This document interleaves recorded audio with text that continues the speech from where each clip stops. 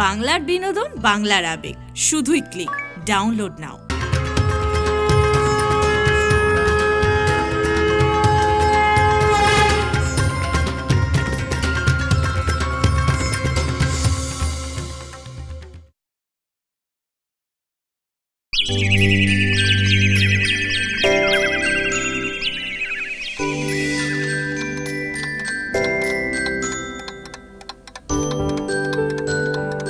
তোজো, তুমি এখনো ঘুমাওনি?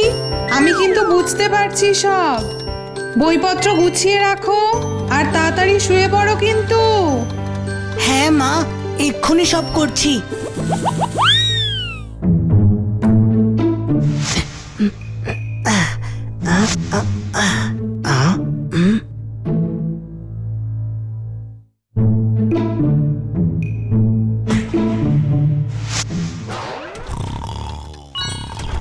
যাক বাবা, মা বাবা ঘুমিয়ে পড়েছে। এবার আমি ইঁদুর বন্ধুকে ডাকতে পারবো। বন্ধু, ও বন্ধু, এবার এসো। মা বাবা ঘুমিয়ে পড়েছে, একটা মজার কথা বলবো তোমায়। এই তো এসেছি। মজার কথা বলো বলো বলো শুনি। জানো তো, আমাদের ক্লাসে একটা নতুন ছেলে ভর্তি হয়েছে। তার চেহারাটা যদি দেখতে, পুরো গোল, হাঁটলে এই ভুঁড়িটা নড়ে। আমরা তো ওকে দেখে হেসেই খুন।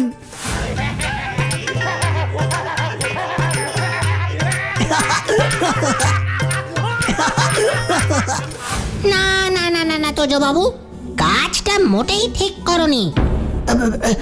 কেন বন্ধু, তুমি এ কথা বলছো কেন? কারো চেহারা নিয়ে হাসাহাসি করতে নেই। ভগবান এক একজনের চেহারা এক এক রকম করেছেন, সেটা নিয়ে বিদ্রুপ করতে নেই। জানো তো, প্রভু গণেশের চেহারা নিয়ে একবার চন্দ্রদেব হেসেছিলেন। চন্দ্রদেবকে এর জন্য শাস্তি পেতে হয়েছিল। তাই? তাহলে সেই গল্পটা বলো না, বলো না, বলো না, বলো না। হ্যাঁ হ্যাঁ বলছি বলছি, শোনো।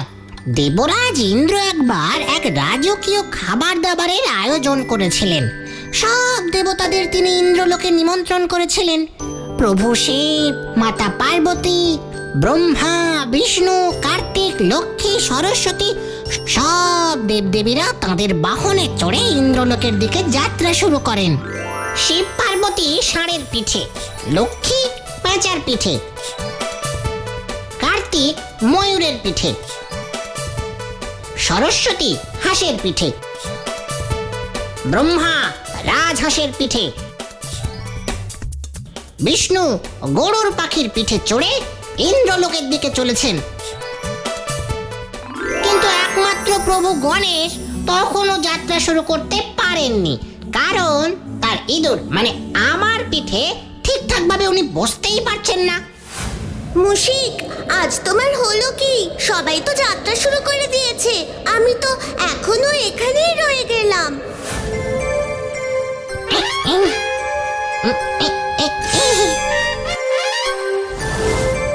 উফ বাবারে, আজ আর যাওয়া হবে না দেখছি।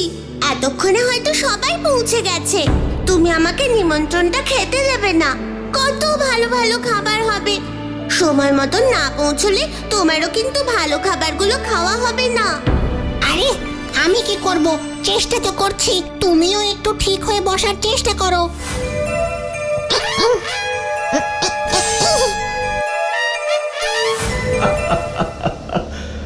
মুশিক, তুমি গণেশকে পিঠে নিতেই পারছো না বুঝি? অবশ্য তোমার কি দোষ? গণেশের যা চেহারা, এটাই তো স্বাভাবিক। চন্দ্রদেব, আপনার এভাবে কথা বলা ঠিক নয়। আরে আমি কি ভুল বলেছি বলো বলো? তোমার যা চেহারা, তাতে মুশিকের পক্ষে তোমাকে নিয়ে যাওয়াটাই তো কষ্টকর। ওদিকে কার্তিককে দেখো, কি সুন্দর ময়ূরের পিঠে চড়ে গেল। দুজনকে ভারী সুন্দর লাগছিল। আর তোমার বাহন যেমন, তুমিও তেমন, দুজনেই সমান। এই কথা শুনে প্রভু গণেশ চন্দ্রদেবের ওপর খুবই রেগে যান। মনে মনে ঠিক করেন চন্দ্রদেবকে উচিত শিক্ষা দেওয়ার। চন্দ্রদেব, তোমার এই অপমান আমি ভুলবো না। তোমাকে আমি উচিত শিক্ষা দেব। চন্দ্রদেব, তুমি আমাকে নিয়ে উপহাস করেছো, আমার চেহারা নিয়ে ব্যঙ্গ করেছো, এর ফল তোমাকে ভুগতে হবে। আমি তোমাকে অভিশাপ দিচ্ছি, তুমি তোমার জ্যোতি আলো হারাবে, আর তোমার আলোতে যারা আলোকিত হতো তারাও অন্ধকার হয়ে যাবে। বাবা, গণেশ দাদা তো চন্দ্রদেবের ওপর খুব রেগে গিয়েছিল, কিন্তু এখনো তো আমরা চাঁদের আলো দেখতে পাই, সেটা কি করে হলো? আরে শোনোই না গল্পটা, পুরোটা না শুনলে বুঝবে কি করে? তারপর চন্দ্রদেব তাঁর ভুলটা বুঝতে পারলেন। চন্দ্রের আলো চলে যাওয়ায় পুরো পৃথিবী দীপ্তিহীন হয়ে পড়ে। প্রভু গণেশের অভিশাপে চন্দ্রদেবের আলো নিভে যায়, পৃথিবীর থেকে চাঁদের আলো মুছে যায়, চারিদিক অন্ধকার হয়ে যায়।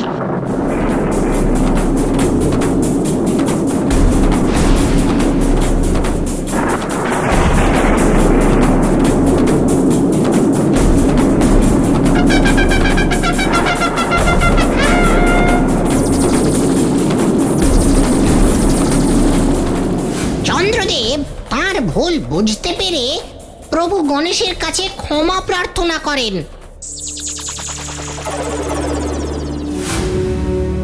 প্রভু, প্রভু আমায় ক্ষমা করো, আমি না বুঝে অমন করে ফেলেছি, আমার ভুল আমি বুঝতে পেরেছি। প্রভু, প্রভু আমায় ক্ষমা করো, আমায় ক্ষমা করো। অন্যান্য দেবতারাও ঘটনাটা লক্ষ্য করেছিলেন। চন্দ্রদেবের দুর্দশা দেখে ওনার ওপর তাদেরও দয়া হয়, তারা প্রভু গণেশের কাছে আসেন।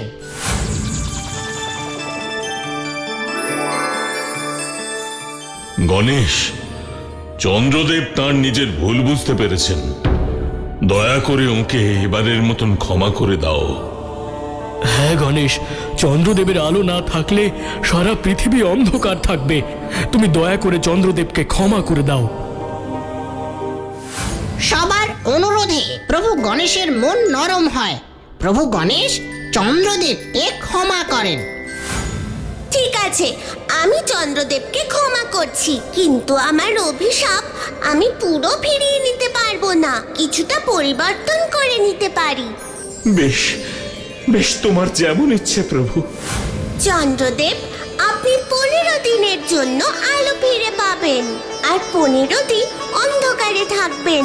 আজ থেকে পৃথিবীর মানুষ আপনাকে আকাশে 15 দিন দেখতে পাবে, আপনার আলোয় চারিদিক ঝলমল করবে, আর 15 দিন আপনি আলোহীন থাকবেন। আর হ্যাঁ, ভদ্রপদ শুক্লা তিথির চতুর্থ দিনে আপনাকে দর্শন করা অশুভ হবে। চন্দ্রদেব, আপনি ভক্তি ভরে গণেশের পুজো করুন, তার কৃপায় আপনি পুরোপুরি অভিশাপ মুক্ত হবেন। হ্যাঁ চন্দ্রদেব, গণেশকে সন্তুষ্ট করলে আপনি আপনার আলো ফিরে পাবেন। অবশ্যই দেবতাগণ, আমি জাহ্নবী নদীর তীরে গিয়ে গণেশ বন্দনা করব। ওম গণেশায় নমঃ। ওম বিঘ্ন বিনাশক গণেশায় নমঃ। ওম বিঘ্ন বিনাশক গণেশায় নমঃ। ওম সিদ্ধিদাতা গণেশায় নমঃ। রোদ, ঝড়, বৃষ্টি কোনো কিছুই চন্দ্রদেবকে টলাতে পারে না। ওম গণেশায় নমঃ। ওম গণেশায় নমঃ। চন্দ্রদেবের ভক্তি দেখে প্রভু গণেশ খুশি হয়ে যায়। চন্দ্রদেব, আমি আপনার ভক্তিতে তুষ্ট হয়েছি, আপনি আবার আপনার আলো ফিরে পাবেন। আশীর্বাদ করছি, প্রত্যেক মাসে কৃষ্ণপক্ষের চতুর্থ দিনে যারা আপনাকে দর্শন করবেন তারা আমার সঙ্গে আপনারও পুজো করবেন, আর প্রতি মাসের দ্বিতীয় দিনে মানুষ আপনার পুজো দেবে। আপনার চরণে শত শত কোটি প্রণাম প্রভু। সেই থেকে চন্দ্রদেবের পূজা শুরু হয়। বুঝলাম, আর এও বুঝলাম কেন আমরা 15 দিন আকাশে চাঁদ দেখি না। হ্যাঁ, এগুলো তো বুঝলে, কিন্তু যে কারণে তোমায় এই গল্পটা বললাম সেটা কি বুঝলে তোজবাবু? হ্যাঁ বন্ধু, হ্যাঁ বুঝেছি। আর কখনো কারোর চেহারা নিয়ে আমি হাসাহাসি করব না, অন্যদেরও বারণ করব। কথাটা মনে রেখো কিন্তু। আর এই যে বন্ধুরা, তোমরাও মনে রেখো। আজ আমি আসি।